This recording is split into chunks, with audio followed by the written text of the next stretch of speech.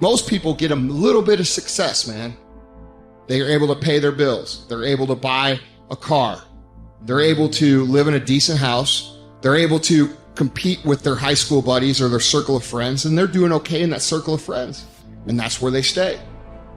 And they stay there until they die. And I want you to think about that. That's how people get in ruts. And the only difference between a rut and a grave is the depth of the hole. The degree of which you are rewarded is directly proportional to the degree of hard work that you put in. If you just do what you want right now all the time, one of the problems with that is you're going to get yourself in trouble. And everyone knows that. This is why 2-year-olds can't really live on their own, because they're whim predicated with no thought whatsoever for the iterating consequences of that into the future. Because people are self-conscious and can see the future, we have to bind our actions in the present in relationship to our future selves. You have to act now so you don't hurt you tomorrow and you next week and you next month and you in a year and 5 years and 10 years. And that's actually a community of potential selves that extends across time. You sacrifice the whims of the moment, so that's delayed gratification and maybe a definition of maturity. You sacrifice that because it's a better medium to long-term contract or covenant with yourself, but at the same time, that applies to everyone else, because there's no difference between me serving who I'm going to be when I'm 75 and me serving other people. That ethos unites. I want to tell you what people don't want to tell you. Why you're soft is because you're lazy. You don't mind getting bad grades in school. It doesn't bother you enough to be mediocre, to be average, to sit around and watch people do great things. You don't mind it. You don't care enough about yourself. When that mind gets relaxed, man, you are... It's supposed to be hard, man. It's supposed to be grimy. It's supposed to be gritty. It's supposed to be horrible. It's supposed to be really ugly. I'm supposed to be battered. I'm supposed to be bruised. I'm supposed to be beaten. Your mind has to touch hardship. It's how you start to create the calloused mind. This is how I'm going to grow. I guarantee you, when you do it, nobody can do it like you do it. The problem is you don't hardly do it. You love sleep too much. You love that alcohol too much. You love that substance too much. You love that vice too much. There's something that you love more than yourself, than your dreams, than your goals. Easy never pays well. So if you're thinking that it's just going to be a walk in the park, you're dead fucking wrong. You have to give it every fucking bit of effort and energy you have to pull it off. And you have to work harder than everyone else. Work while they sleep, learn while they party, save while they spend, and live like they dream. In any case, people do waste a lot of time, and they also act counterproductively a lot of the time. Regardless, we do make progress, and we can thrive under the difficult conditions that make up our lives, and we can resist the malevolence that entices us. That's within our power, and we don't know the limits to that. And we also know that it's better to, we all know this, that it's better to live courageously than cowardly. Everyone knows that. That's what you teach people that you love.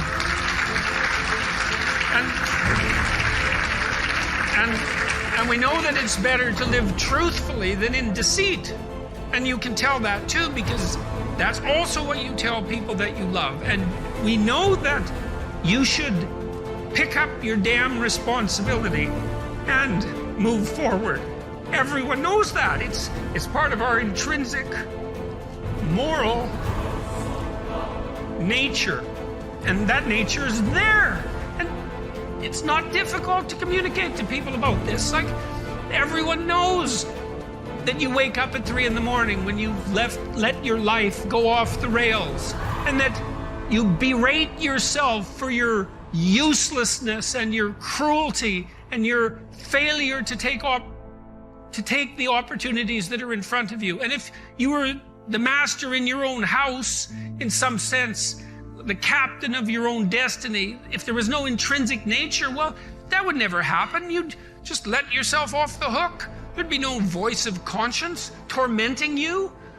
But no one escapes from that. And what that indicates to me is that, at least psychologically, we live in a universe that's characterized by a moral dimension, and we understand that well, and that moral failings have consequences, and that they're not trivial. They destroy you. They destroy your family. They destroy your community. And you can tell people that, and they listen because they know. They don't know they know. That's the thing, and maybe that's the thing about being an intellectual. You have the opportunity to articulate ideas that other people know, they embody, but they can't articulate. And that's what people tell me. They say, well, you help me give words to things that I always knew to be true but couldn't say. Or they say, I've been trying to put some of your precepts into practice. Responsibility being a main one, vision another, honesty, I suppose, bringing up the pack and saying, this is the fun part of doing all of this. Fun is a weak word. It's the remarkable part of doing all this. I mean, I have people tell me constantly wherever I go. It's so delightful that, they were in a pretty dark place, and they tell me why. And there's plenty of dark places in the world, and they decided, well, maybe they were going to develop a bit of a vision and take a bit more responsibility and start telling the truth and putting some effort into something. And they come up and they say, wow, you can't believe how much better things are. First say to yourself what you would be, and then do what you have to do. If you aren't happy with who you are, you first need to identify who it is that you desire to be. Without determining the destination you're trying to get to, you're probably not going to arrive there. The next step after you figure out who you want to be in your life is to take the necessary steps towards this goal. After all, putting a tack in a map on the wall is a great first step towards going on a journey. But that's only the first step. In order to achieve the good life that you want to live, you will need to exercise your will and do what you have to do to make your dream a reality. Now I will explain how you can recognize that you are not wise. The wise man is full of joy, cheerful and calm, undisturbed. He lives on equal terms with the gods. Now examine yourself. If you are never sad, if no hope disturbs your mind with anticipation of the future, if by day and night the condition of your spirit is even and unvarying, alert and happy with itself, then you have reached the high point of human good.